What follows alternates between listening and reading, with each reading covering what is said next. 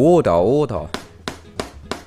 Top 5 unknowns is now in session. Some of these lawsuits are just plain stupid. Once you've heard them all, let me know which one you thought was the most dumbest in the comments below. Number 5. Judge sues for missing trousers. In 2005, a judge by the name of Roy L. Pearson took his suit pants to a dry cleaners in Washington, D.C.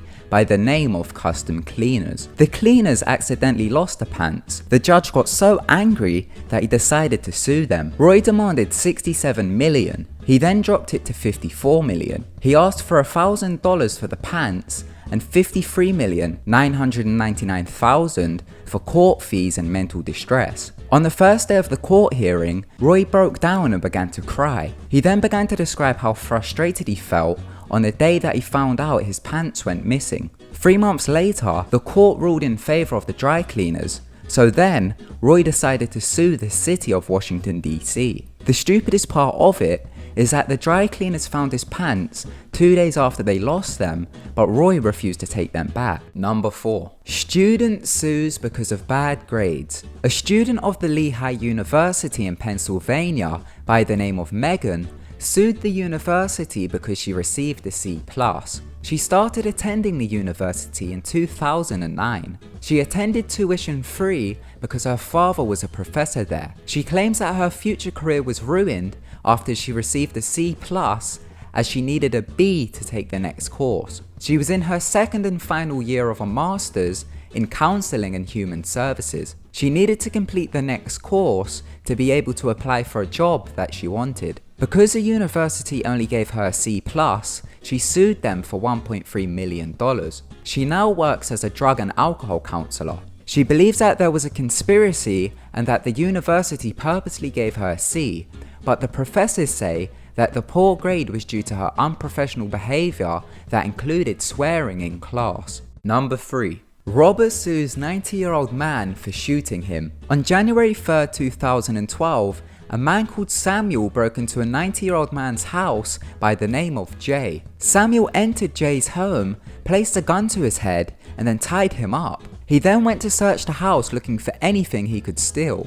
Jay managed to convince Samuel that he needed to use the bathroom as he had defecated. He told him that he had no control over his bowels. Samuel then let him free. The 90-year-old man then managed to grab one of his handguns. Samuel shot first, hitting the 90-year-old in the jaw. Jay then said, "Now it's my turn," and shot Samuel 3 times in the abdomen. Samuel then ran out of the house and the police found him shortly after. Samuel then filed a lawsuit against the 90-year-old man. He claimed that the injuries led to his financial ruin, the loss of his home, and led to his wife divorcing him. In court, Samuel's attorney claimed that the entire event was a drug deal gone bad. He described Samuel as a meth addict and said that he could have been in the house to buy drugs. But in the end, Samuel was tried with 2 counts of murder against Jay. Number 2. Man sues his hostages for calling the police. In September 2009, a man called Jesse was a murder suspect who was on the run.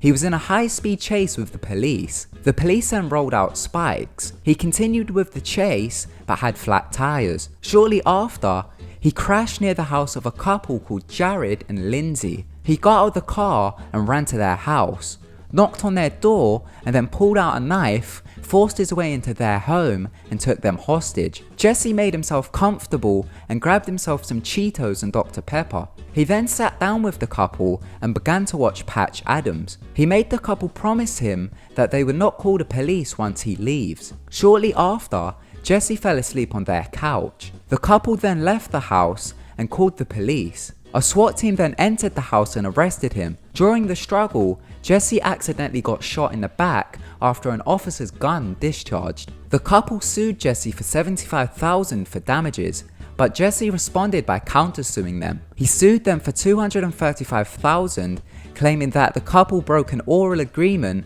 that they would not call the police. Jesse acted as his own lawyer in court and backed himself by claiming that a verbal agreement being broken was an eligible enough reason for him to sue. The case was dismissed, but Jesse once again tried to sue, but this time he sued the police department that arrested him. He tried to sue them for $435,000, claiming that the gunshot wound that was inflicted on him caused digestive problems, depression, and suicidal thoughts. He lost both cases and ended up pleading guilty for 2 counts of kidnapping and was sentenced to 11 years in prison. Number 1. Man sues because of a cat attack. In 2011, a man called William Baxter was looking after a friend's cat. He tried to feed the cat and claimed it viciously attacked him. He said the cat scratched his arms and bit his finger. In response to this, he decided to sue the cat owner.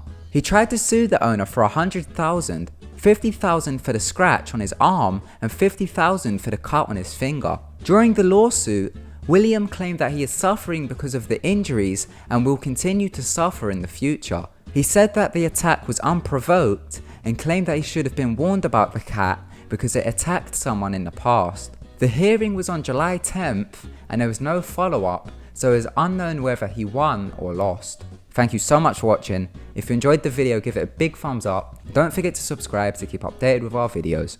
Goodbye.